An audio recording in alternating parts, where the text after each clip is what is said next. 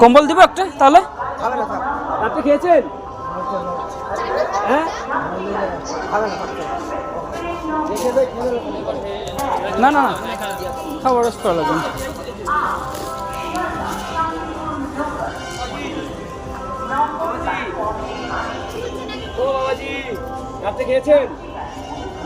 রাতে খেয়েছেন আপনি?